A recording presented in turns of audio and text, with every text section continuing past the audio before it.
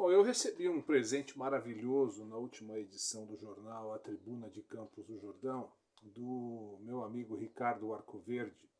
Ele é desembargador, aposentado do Tribunal de Justiça, foi juiz de direito, um homem que tem se dedicado a escrever suas memórias sobre Campos do Jordão, membro da Academia de Letras aqui da nossa cidade, portanto, meu confrade, não é? E na última edição, na sua coluna quinzenal, ele escreve a crônica Santos, né? Ele fala das suas memórias naquela cidade e dedica a crônica a mim. Eu fiquei muito feliz porque Santos é o meu berço. Eu nasci em Santos, apesar de não ter sido criado em Santos, fui criado no Guarujá. Mas Santos é o lugar que eu trabalhei, é o lugar da minha memória afetiva muito forte, muito potente, muito presente, inclusive naquilo que eu escrevo.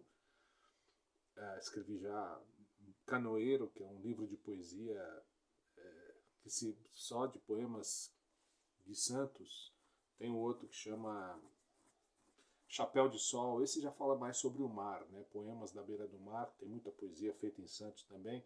Mas ter o nome ligado à cidade de Santos da maneira magistral como o Ricardo fez, realmente me deixa muito feliz, muito emocionado. Inclusive, eu li o artigo, né, a crônica do Ricardo na Tribuna, que saiu na semana passada, e ao final, na última linha, ele escreve para o Santista Benilson Antoniolo, Santista de nascimento, Santista de coração, Santista de espírito, Santista de futebol também, o que não é uma boa notícia nos dias atuais, não é? Mas o Santos Futebol Clube é presença muito constante na minha vida, sempre foi, isso há 50 anos. E vai aqui o meu agradecimento ao Ricardo pela sensibilidade, pela homenagem, por isso foi uma homenagem, né? Um prêmio para mim ter o nome associado a esta bela crônica que eu passo a compartilhar com vocês aqui neste canal. Ricardo Arcoverde Credi Santos. Crianças correm onde o areal molhado e o Atlântico se abraçam. Outras pessoas ao sol deitam de costas na umidade como se aquilo fizesse bem às suas saúdes. Guarda-sóis assimetricamente fincados no chão. Cadeiras de alumínio e plástico. Gente a se exibir entre a diversidade de tipos. Uma amostragem da população com óculos escuros, untada de cremes e loções contra excessos dos raios solares, quando nem se falava ainda em alterações climáticas. Corredores e caminhantes no ir e vir. Mais ativos, veteranos jogam tênis de praia. Suarentos, as garrafas d'água perto da quadra, apenas riscada no solo meio duro. Perdem passes, ofendem-se em recíproco a eles e às respectivas mães, senhoras nunca poupadas de uma raiva que não causaram. A caipirinha vem depois e lava tudo. Ele está falando aqui do tamborel. O tamborel é aquele tênis de praia que, ao invés daquela raquete tradicional, você joga com uma espécie de pandeiro, né? E com uma bola de tênis. E o Santista joga muito tamborel. Tem o Campeonato Santista de Tamborel, que é muito disputado, leva grande público às praias. E as disputas são assim mesmo, são cheias de xingamento, de provocações. É uma disputa esportiva, né? Tamborel, um esporte genuinamente santista. Nunca vi tamborel em outras cidades, só em Santos. 48 horas mais estarão todos esses banhistas em São Paulo, pensa o observador. Assumirão os serviços e postos de trabalho que suas posses, rendas e negócios medianos lhes permitem. Vivem dos seus empregos, benefícios ou proventos relativos. E assim se dão ao luxo de um sábado e domingo no litoral. Almoçam peixes e camarões, depois de vencidos os 70 quilômetros da estrada repleta.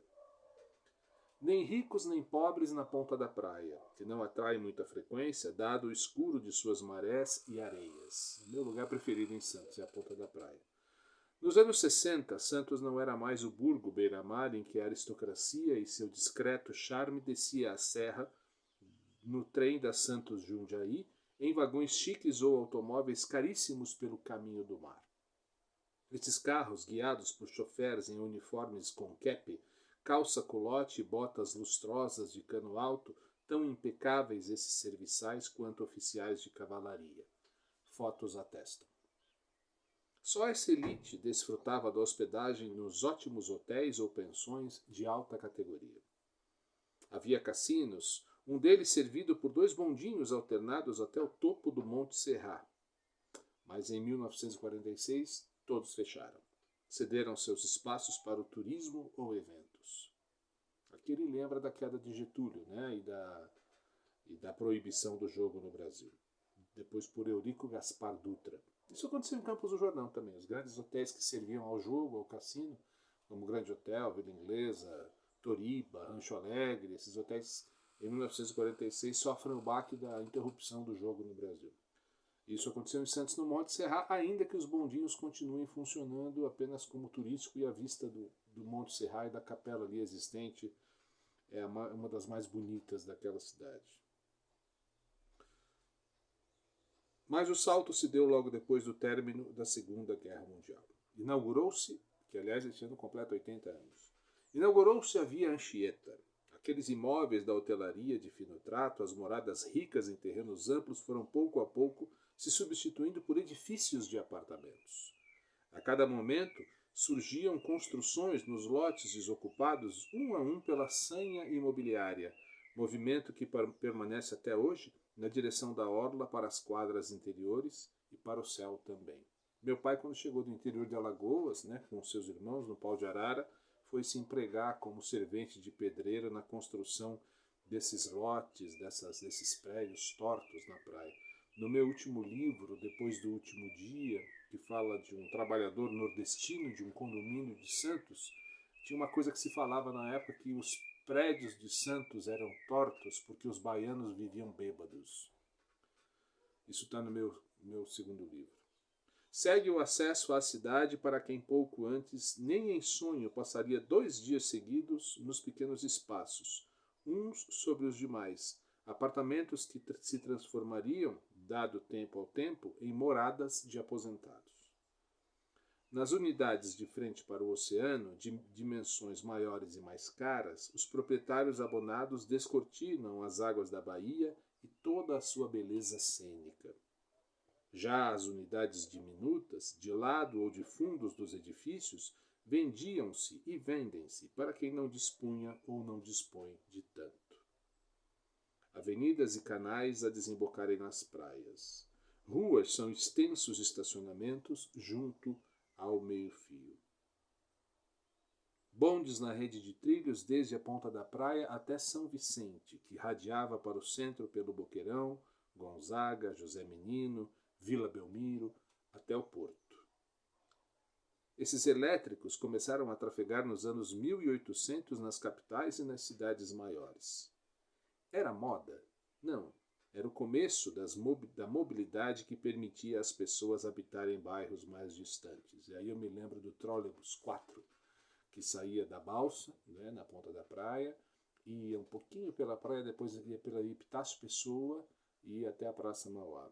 Nem sei se existe ainda essa linha 4.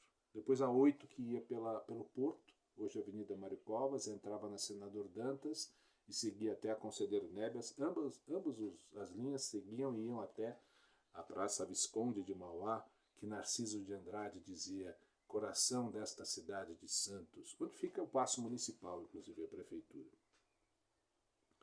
Aventura aqueles carris urbanos. Mesmo com pouca idade, a viagem nos estribos das carrocerias abertas, a aparentar ser homem feito e receber a aragem quente na cara, no resto do corpo. Pena acabar. Andar de bicicleta naquela planura. Empinar papagaio na praia nos meses de julho, aqueles dias de frio que não acabam, aquela umidade, aquele vento.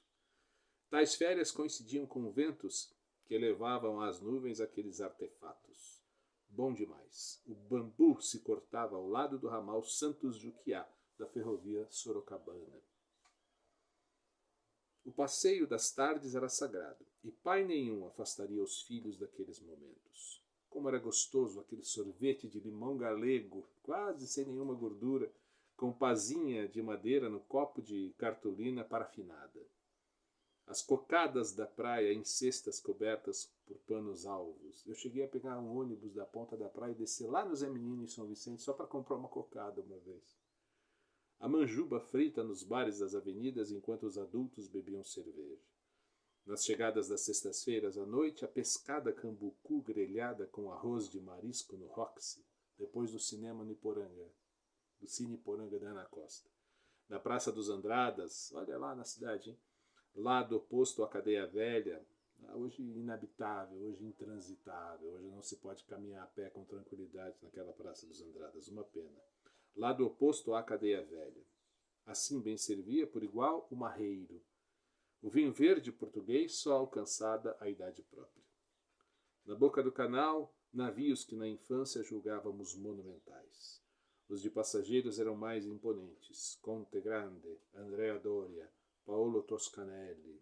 Os italianos estavam sempre por ali. Saudade dos tempos de menino e adolescente na cidade de Santos. Puxa vida, que presente.